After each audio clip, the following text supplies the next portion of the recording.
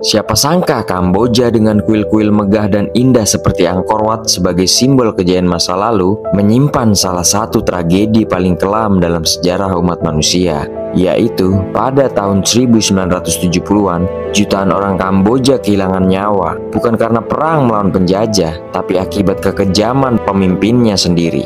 Nah, Cis, ini adalah cerita tentang seorang pemimpin bengis di sebuah negeri agraris. Pemimpin yang rela mengorbankan rakyatnya demi semua ambisinya. Penguasa kejam yang kerap mengandalkan kekerasan dan melahirkan penderitaan. Inilah dia Salotsar, atau lebih dikenal dengan nama Pol Pot.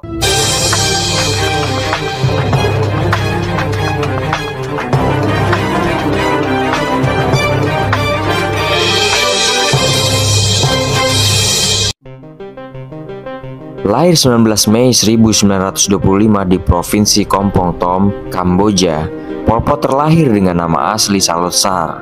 Ia merupakan anak petani pemilik tanah.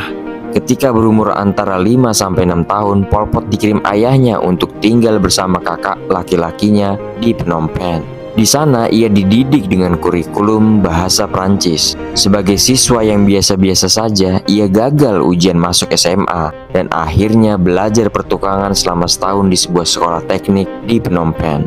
Pada akhir 1940-an, ia belajar di Paris, Prancis, dan di sanalah ia mulai terpengaruh oleh ideologi komunisme radikal Maois dari Tiongkok. Sepulang ke Kamboja, ia mulai aktif dalam gerakan komunis bawah tanah, Cis.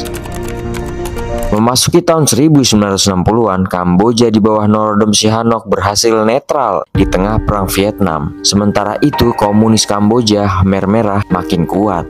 Tahun 1970, Jenderal Lon Nol menggulingkan Sihanouk. Pol Pot dan Khmer Merah kemudian bersekutu dengan Sihanouk. Ya, meskipun hanya sebuah simbolis yang ujung-ujungnya untuk merebut kekuasaan. Perang saudara pun pecah antara pasukan Lon Nol, Republik Khmer dengan Khmer Merah. Khmer Merah berhasil merebut ibu kota Phnom Penh.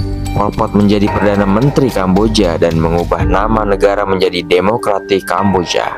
Segera setelah rezim Pol Pot dan Khmer Merah berkuasa, situasi ideal dan damai rakyat Kamboja malah tak kunjung tiba. Warga Kamboja segera digiring dan dikirim ke pedesaan sebagai bagian dari rencana rezim ini untuk menciptakan masyarakat agraris yang murni tanpa kelas. Semua harta pribadi warga Kamboja disita, uang dihapuskan, dan ikatan keluarga diputus, Cis. Rezim yang baru berkuasa ini menetapkan hukum yang keras. Hukum baru ini membuat penduduk dikirim untuk bekerja di lahan pertanian dalam kondisi yang sangat menyedihkan. Selain itu, rezim Pol Pot dan Khmer Merah begitu anti-intelektual dan anti-barat. Orang berpendidikan, berbicara bahasa asing, bahkan yang hanya memakai kacamata dianggap musuh negara dan dibunuh. Proses eksekusi rezim Khmer Merah, baik untuk kejahatan politik kecil maupun besar, dimulai dengan peringatan pemerintah Kamboja saat itu. Warga Kamboja yang menerima lebih dari 2 peringatan diangkut untuk pendidikan ulang, yang berarti hidup dalam kondisi yang nyaris mati. Rakyat Kamboja seringkali didorong untuk menyerah kepada rezim Pol Pot Khmer Merah ini dan mengakui gaya hidup dan kejahatan pra-revolusioner mereka. Pengakuan-pengakuan ini mencakup kejahatan seperti melakukan aktivitas pasar bebas, memiliki hubungan dengan pihak asing seperti misionaris Amerika, lembaga pemerintah atau bantuan internasional, dan memiliki kontak dengan orang asing atau dengan dunia luar. Setelah pengakuan, orang-orang ini diberitahu bahwa pemerintah akan memaafkan mereka dan memulai semuanya dengan bersih. Mereka yang telah mengaku kemudian dibawa ke Tuol Sleng atau Choeung Ek untuk disiksa dan dieksekusi mati tentunya, Cis. Parahnya, untuk menghindari penggunaan amunisi yang berlebihan, Khmer Merah sering melakukan eksekusi menggunakan sekop, racun, atau bambu runcing. Jasad-jasad mereka yang dibunuh hanya ditaruh dalam lubang-lubang parit secara massal. Tempat eksekusi massal ini kemudian dikenal sebagai The Killing Field. Nggak sampai di situ aja, Cis. Pol Pot bukan hanya kejam kepada rakyatnya, ia juga menyerang negara tetangga, yaitu Vietnam. Desa-desa di perbatasan dibantai. Vietnam pun tak tinggal diam. Akhir 1978, pasukan Vietnam melancarkan invasi besar-besaran. Dalam hitungan minggu, Khmer Merah pun runtuh, Cis. Pada 7 Januari 1979, Phnom Penh pun jatuh. Pol Pot kabur ke hutan dan Kamboja akhirnya terbebas dari cengkramannya.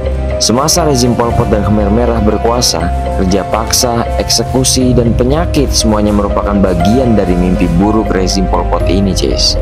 Diperkirakan, korban kekejaman rezim ini mencapai 1,5 sampai 2 juta orang tewas, yaitu sekitar 25% populasi Kamboja saat itu. Meski jatuh, Khmer Merah masih bertahan di hutan selama puluhan tahun. Mereka bergerilya didukung oleh beberapa negara asing yang anti-Vietnam. Tapi kekuatan mereka makin melemah, Cis.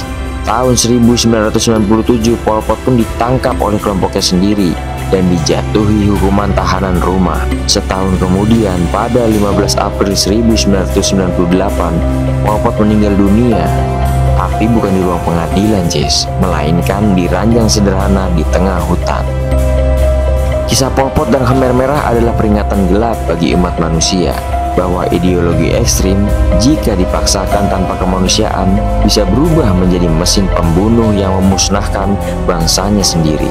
Dari balik sunyi ladang pembantaian Kamboja, kita diingatkan bahwa kekuasaan tanpa hati nurani hanya akan meninggalkan sejarah penuh darah. Oke, Cis, sekian ruang kami kali ini. Bila kalian suka, dukung kami terus ya, Cis, dan sampai jumpa di ruang kami selanjutnya.